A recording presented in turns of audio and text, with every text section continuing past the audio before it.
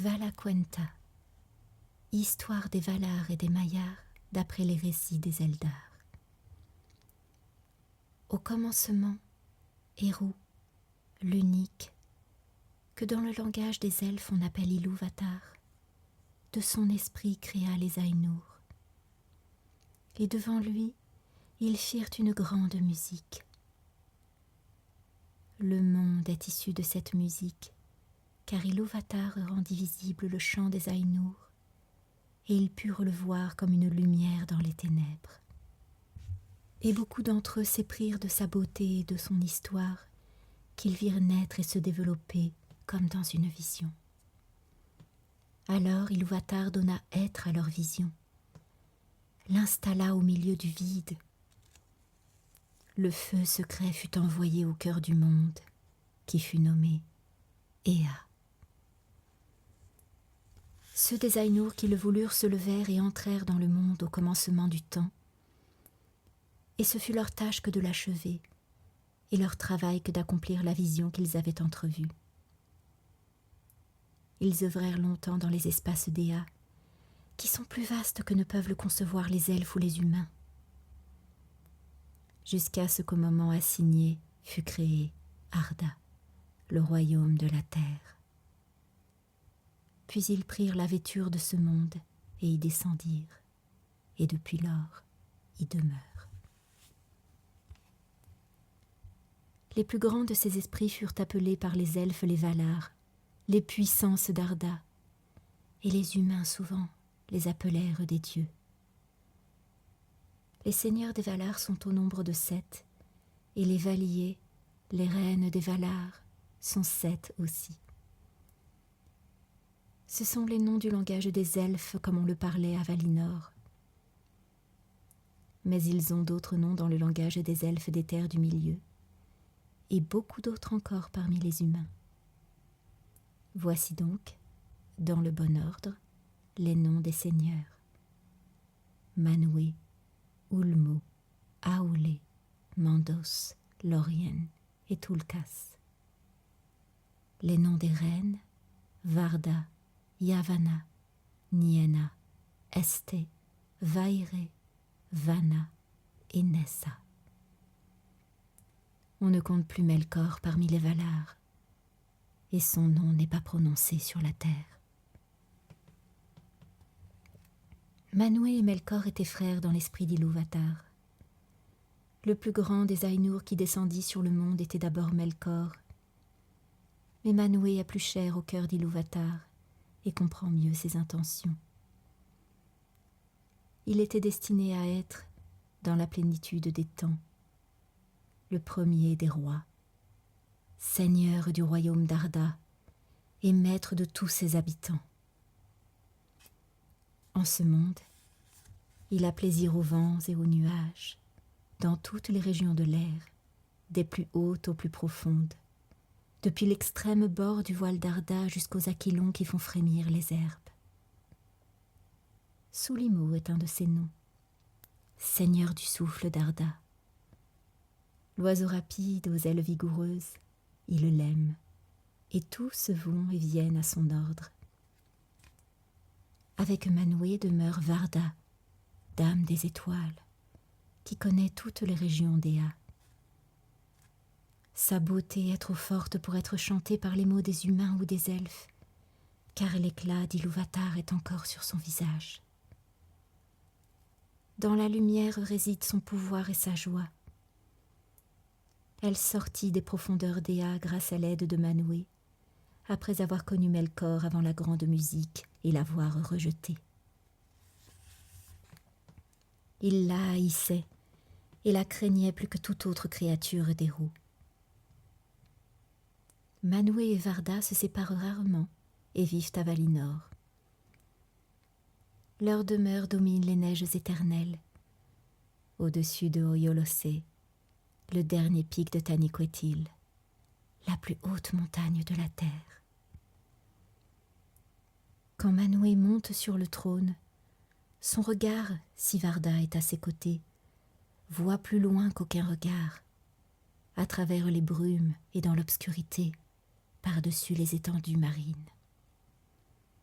Et lorsque Manwë est auprès d'elle, Varda entend plus clairement que tout autre les cris des voix qui viennent de l'est et de l'ouest, par-delà les monts et les vaux, celles qui viennent aussi des lieux ténébreux que Melkor a placés sur la terre. De tous les êtres supérieurs qui demeurent en ce monde, c'est à Varda que les elfes donnent en premier leur amour et leur respect. Ils l'appellent El-Beret. Ils invoquent son nom dans les ombres des terres du milieu et la célèbrent dans leurs chants au lever des étoiles. Ulmo est le seigneur des eaux. Il est seul. Nulle part il ne reste longtemps, mais parcourt à sa guise les profondeurs marines qui entourent la terre où s'étendent sous elle. Sa puissance vient en premier après celle de Manwë, et il était son ami le plus proche avant l'existence de Valinor. Ensuite, on le vit rarement au Conseil des Valar, à moins qu'on y débatte de graves sujets. Car sa pensée enveloppe Arda tout entière, et il n'a besoin d'aucune demeure. En outre, il n'aime pas parcourir les terres, et rarement se vêtira-t-il d'un corps à la manière de ses pères. Quand les enfants des roues l'apercevaient, ils étaient pris d'épouvante. L'apparition du roi des mers était terrible, telle une haute vague qui s'avancerait sur les terres, un aume noir couronné d'écume et une côte de mailles où l'argent ruisselle, moirée d'ombres vertes. Les trompettes de Manwë sont puissantes, mais la voix d'Ulmo est profonde comme les abîmes de l'océan qu'il est seul à contempler.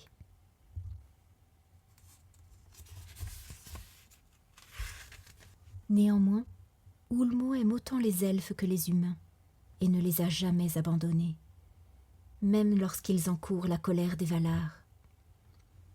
Parfois, invisible, il vient sur les rivages des terres du milieu, ou s'avance loin dans les terres par un bras de mer, et là fait résonner ses grandes trompes, les Ulumuri, creusées dans une nacre blanche. Ceux qui sont touchés par cette musique l'entendront toujours dans leur cœur, et la nostalgie de la mer ne les quittera jamais. Avant tout, Ulmo s'adresse aux habitants des terres du milieu par des voix qu'on entend comme la musique des eaux. Car les mers, les étangs, les rivières, les sources et les ruisseaux sont tous et toutes sous son autorité, ce qui fait dire aux elfes que l'esprit d'Ulmo court dans les veines du monde. Il connaît ainsi, même au plus profond des eaux, tous les besoins et les douleurs d'Arda, qui resteraient sans lui ignorés de Manwë. Aolé n'a guère moins de pouvoir que Ulmo. Sa suzeraineté s'étend sur toutes les substances dont Arda est composée. Au début, il avait surtout travaillé de concert avec Manwë et Ulmo. La configuration des terres était de son fait.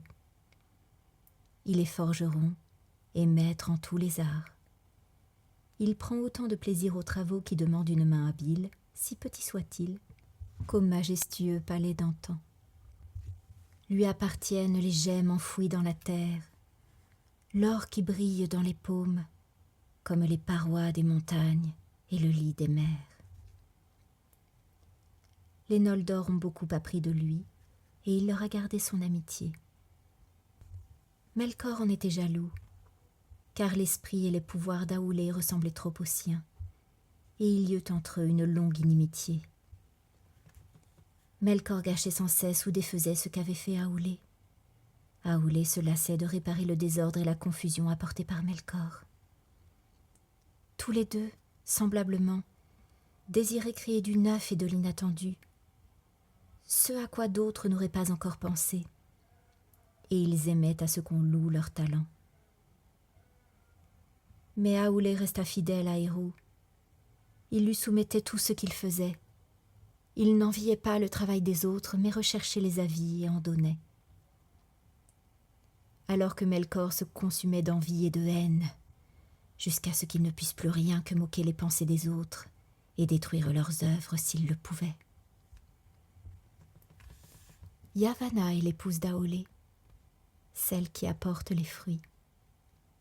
Elle aime toutes les choses qui poussent dans la terre et embrasse dans son esprit leurs formes innombrables, depuis les arbres hauts comme des tours dans les forêts de jadis, jusqu'à la mousse sur une pierre ou aux êtres secrets qui peuplent la terre.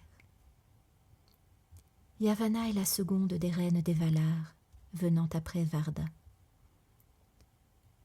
Sous forme humaine, c'est une grande femme vêtue de vert, mais elle prend parfois d'autres apparences. Certains l'ont vue comme un arbre dressé vers le ciel, couronné par le soleil. Ses branches déversaient une rosée d'or sur la terre stérile, aussitôt couverte par le blé en herbe. Les racines de l'arbre plongeaient dans les eaux de Ulmo, et les vents de Manwë murmuraient dans ses branches.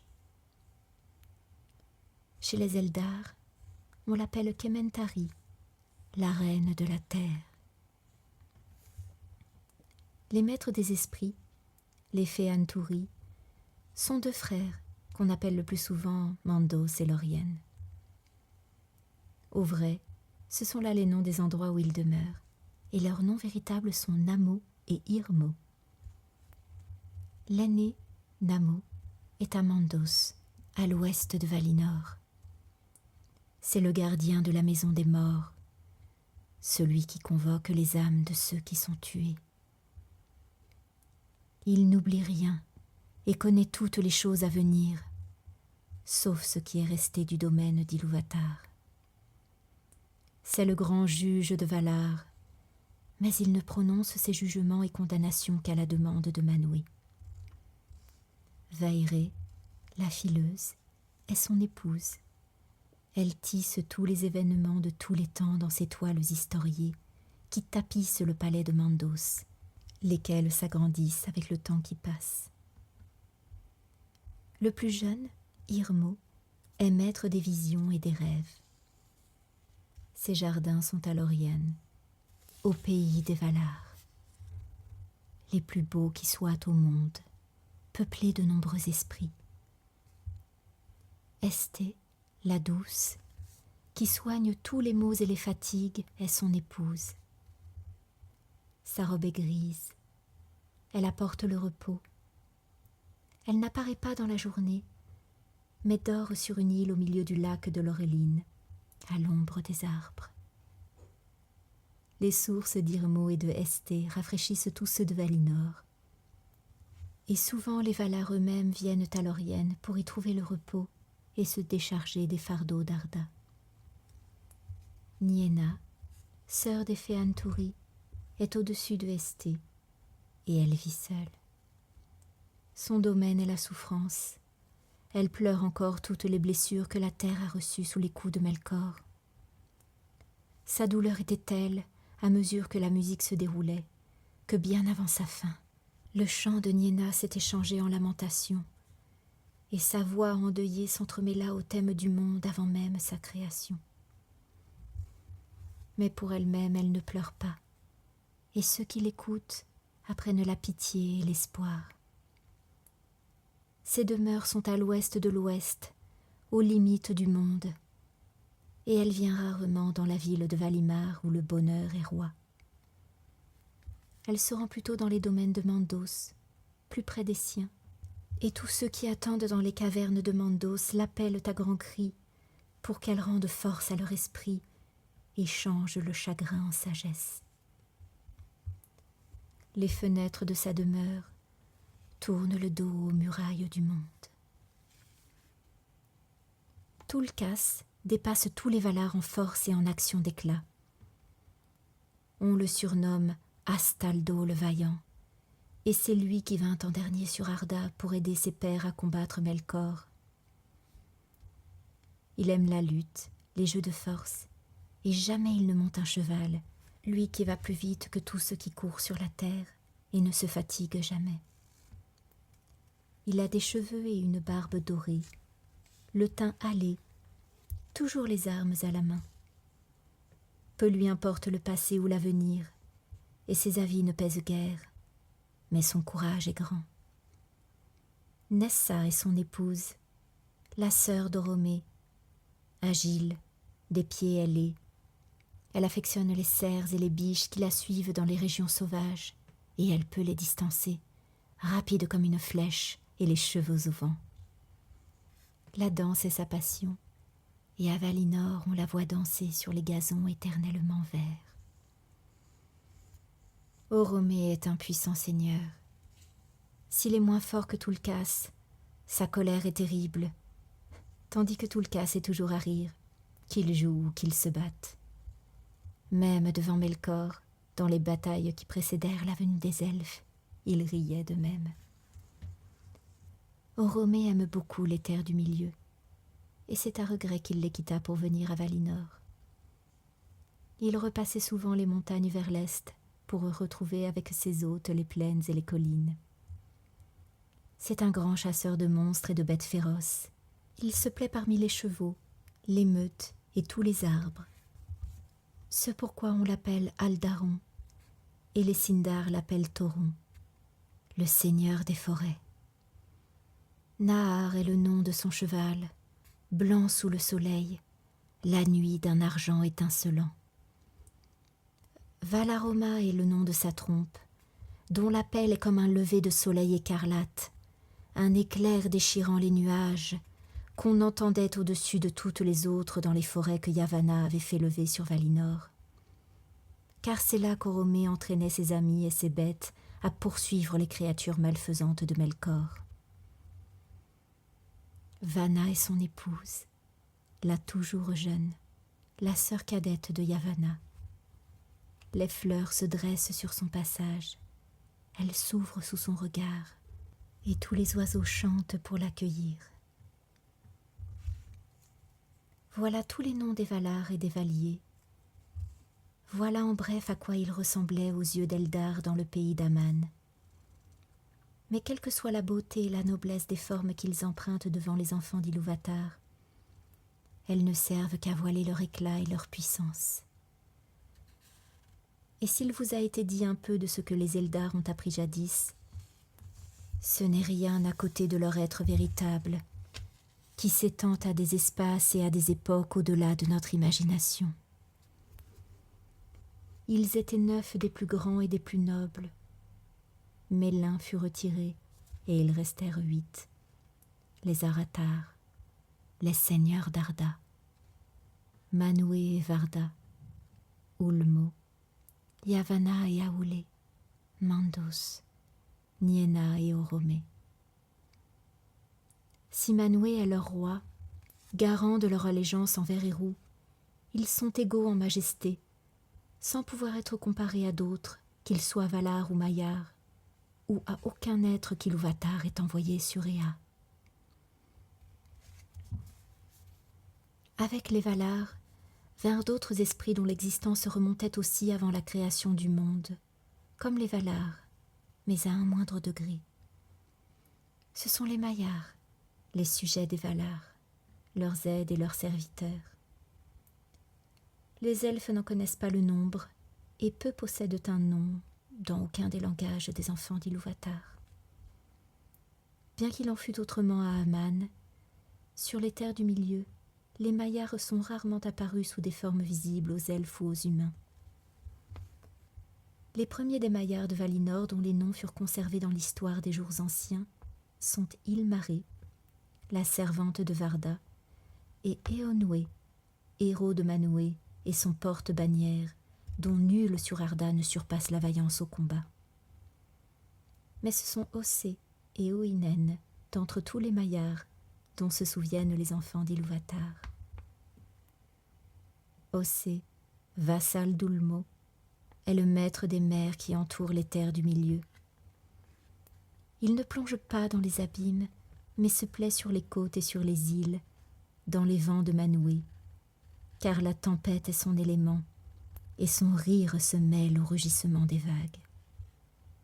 Winen est son épouse, la dame des mers. Sa chevelure s'étend sur toutes les eaux qui sont sous le soleil. C'est la patronne des créatures qui vivent dans les eaux marines et des plantes qui y poussent. Les marins invoquent souvent Winen, elle qui peut surmonter la tempête et calmer les élans sauvages d'Ossë. Longtemps les Numénoréens vécurent sous sa protection et la respectèrent au même titre qu'une Valar. Melkor haïssait la mer qu'il ne pouvait dominer.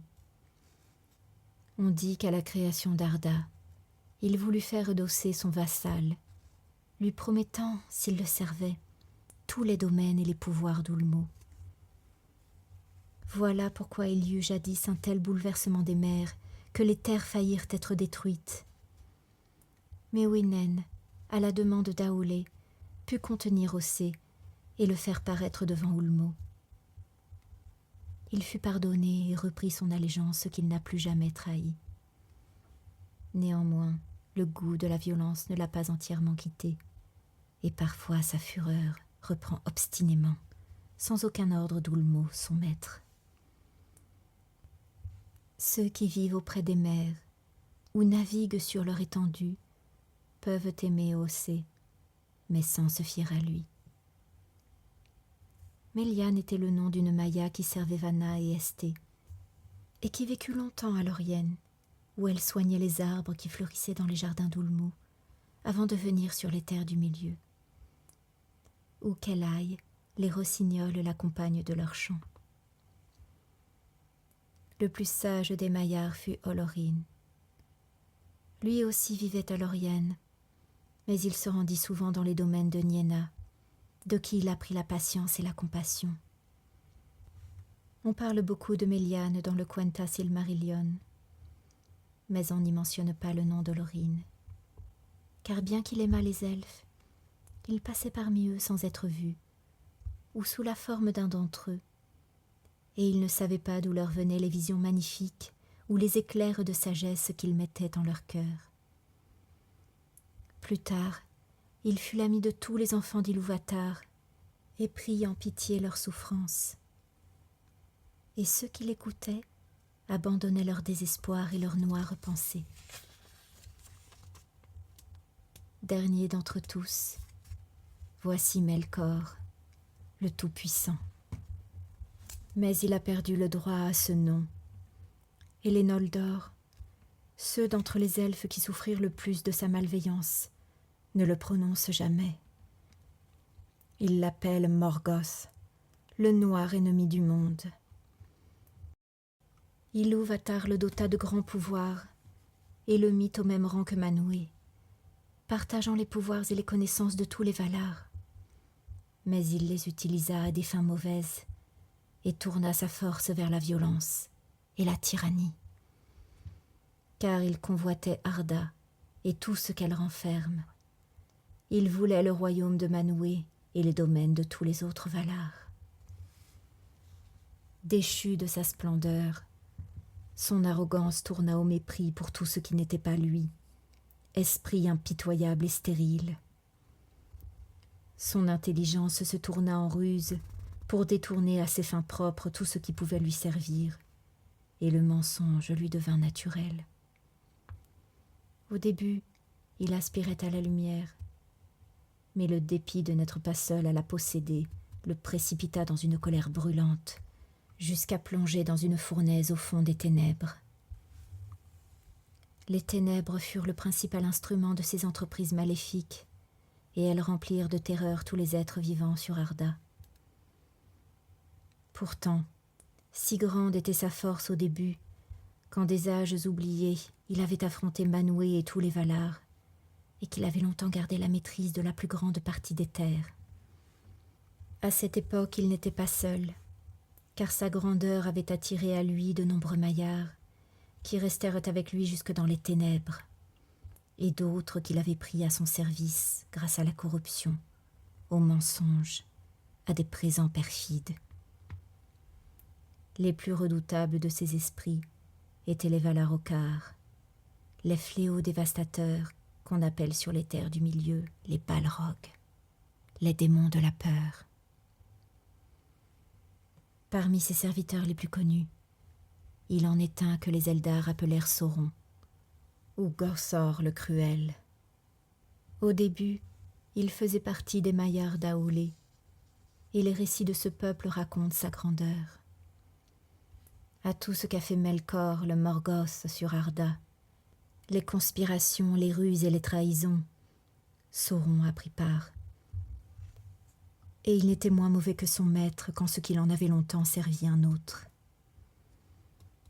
Plus tard, il fut comme l'ombre de Morgoth, le fantôme de son crime, et il le suivit vers l'abîme, sur le chemin du désastre. Ici prend fin le récit des Valaquenta.